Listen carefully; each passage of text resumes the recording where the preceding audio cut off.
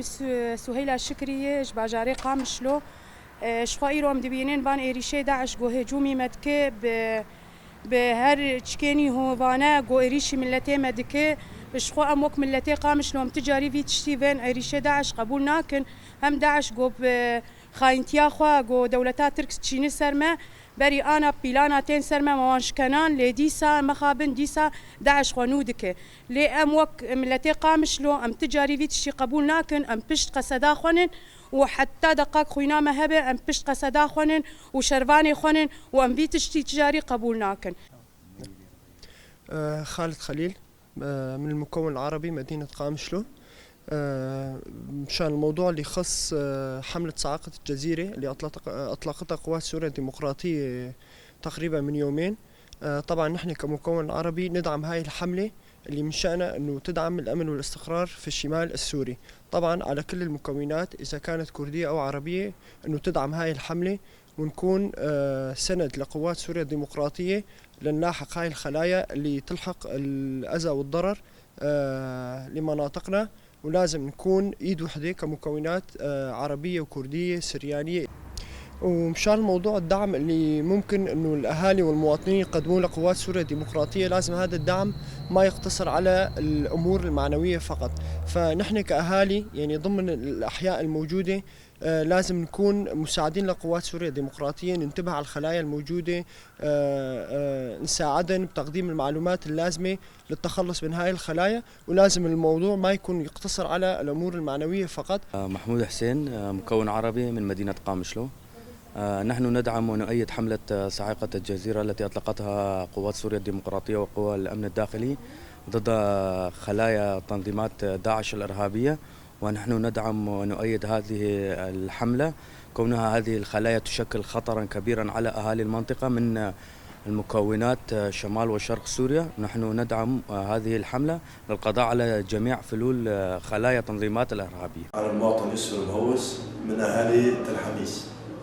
طبعا تفاجأنا بهذه العملية. طبعا لولا قواتنا قوات سوريا الديمقراطية ومسك هذه الخلايا النائمة لكان حدث تفجيرات أو حدث قتل أو تشليح مناطقنا. طبعا مع نجاح الإدارة الذاتية، مشروع الإدارة الذاتية ودمج كافة المكونات في المنطقة، طبعا أخوة الشعوب، يعني احنا شفنا أهل المنطقة كلياتها مكونات من سريان، من كرد، من عرب، من شركس، كلياتها يد واحدة وكلياتها مساندة لقوات سوريا الديمقراطية. طبعا هذا الشيء وهذا النجاح دولة تركيا ما يرضى لها الشيء هذا، فالدولة التركية حركت خلاياها النائمة ضمن مناطقنا، مناطق شمال شرق سوريا، كانت في تل حميس ولا في تل أبرك ولا في الرقة.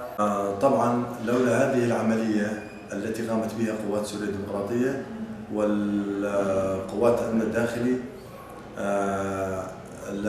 يعني طبعا راح يكون بالمنطقة عدم استقرار، بده يصير في تشليح، في قتل، في تفجيرات. يعني انت شفنا بالفترة الأخيرة التفجيرات اللي قامت بها خلايا داعش. طبعا هذه العملية أثبتت جدارتها بقوة، وطبعا نحن كأهالي المنطقة نساند وندعم قواتنا قوات سوريا الديمقراطية، وراح نكون معهم بخندق قتالي واحد، وراح نكون من الداعمين لقواتنا قوات سوريا الديمقراطية. ميرام دنحو من المكون السرياني من سكان تربسبية قبري حيوري. طبعا إعادة إحياء داعش هي من سياسات دول إقليمية مشان لضرب استقرار وأمن وزعزعة استقرار المنطقة. طبعا نعرف انه هاي الدول اللي عم تدعم كمان داعش هي تركيا وقطر وفي دول تانية. نحن طبعا الحملة اللي قاموا فيها الرفاق حملة الجزيرة هي مشان القضاء على هاي الخلايا النائمة اللي موجودة بالمنطقة. طبعا شفنا كتير انه في بالاسم موجود هو، يعني في خلايا كتير عم يطالعوها. واخر موقف اللي شفناه هو اخر هجوم اللي صار على مؤسسات الإدارة الذاتية، المراكز الأمنية طبعا التابعة للإدارة. مشان هيك نحن عم ندعم قواتنا وبمساندة قوات التحالف. طبعا تم القبض على كتير أشخاص في معهم أسلحة وفي معهم عتاد، كانوا عم يهددوا أمن واستقرار المنطقة. ومن عنا من هون نحن عم نحيي كل رفاقنا الأمنية بكل مكوناتهم ومهامهم ومواقعهم وين ما كانوا، ويعطيكم العافية.